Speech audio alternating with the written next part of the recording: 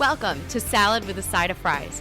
I'm your host, Jen Trepic, talking wellness and weight loss for real life. We're here to clear up the myths, misinformation, bad science, and marketing to teach you how to eat and how to cheat. Are you ready? I'm having salad with a side of fries.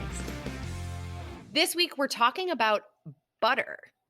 So this comes up in conversation with clients when we talk about fats because let's be real, few things are as delicious as some toast with some melted butter, right? Or a toasted bagel with melted butter.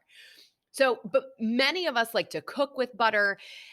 And, I get this question also because I think keto created a fad of butter's great again, right? So the question I always ask is butter as opposed to what? Right? What's the alternative? What are we using the butter instead of? So let's first talk about butter as an alternative to margarine or the spray butter that I grew up on, right? So if you're going to use butter over these man-made chemical things, go for the butter, right? The real thing, the closer to nature, the fewer the chemicals, the better. And there are some vitamins in the butter. So a tablespoon of butter has roughly 100 calories, 11.5 grams of fat. By the way, 63% of that is saturated fat. And then negligible amounts of vitamin E, B12, and K. So it does have a bit of vitamin A. So we'll talk about vitamin A. We've talked about it before when we talk about skin health and in some of our nutrition nuggets. Also, vitamin A is a fat-soluble vitamin. So we like it coming from a food with fat. It can help with the absorption and supports, like I said, skin health, immune health, and eye health.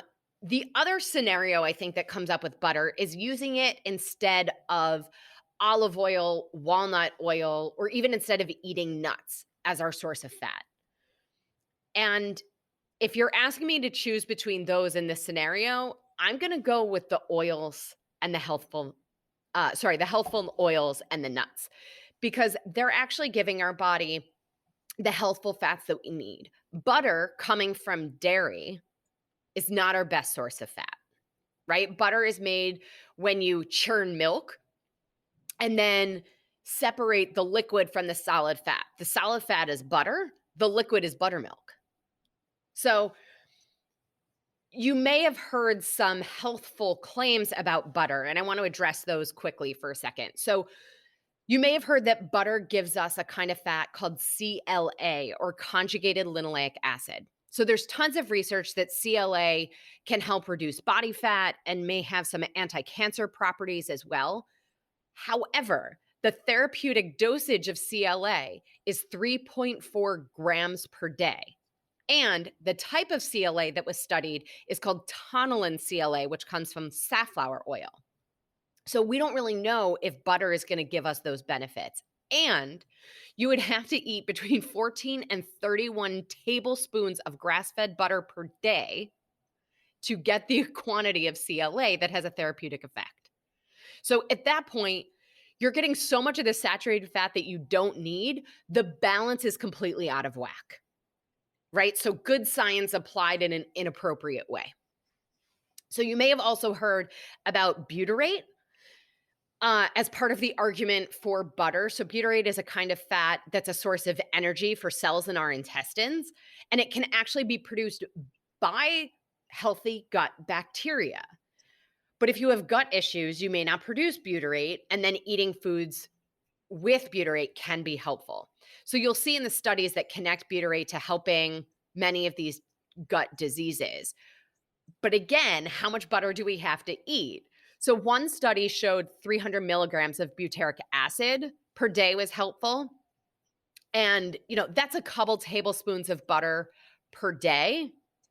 But again, I feel like the science on this is a little bit unclear. So all in, right? The bottom line on the butter, a little is fine, right? Everything in moderation, including moderation, right?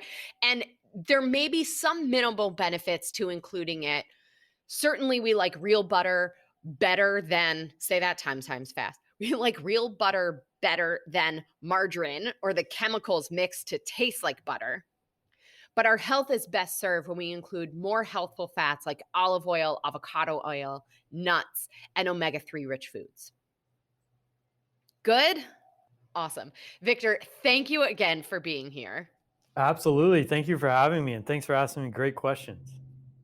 Oh, thank you.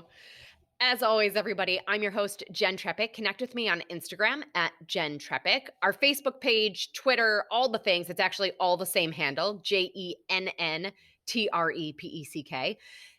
Consider this your personal invitation to send me a message. I can't wait to hear from you, your key takeaways, your ideas, what questions do you have?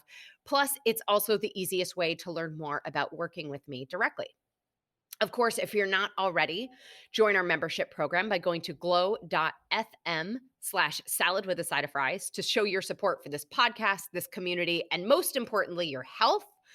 Plus, you'll get this week's Ayurvedic recipe for cauliflower chickpea patties and the article about why processed foods are so bad for our metabolic health from Dr. Casey's Levels Health.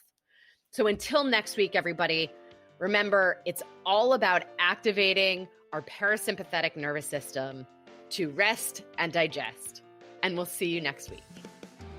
Well, friends, that's it for today's episode of Salad with a Side of Fries. Congratulations for making yourself and your health a priority. Thanks so much for joining us. Be sure to click subscribe or follow on your favorite podcast platform. Share us with a friend, and we'll be back next week. Always remember, you deserve it, and you are worth it. Happy healthy.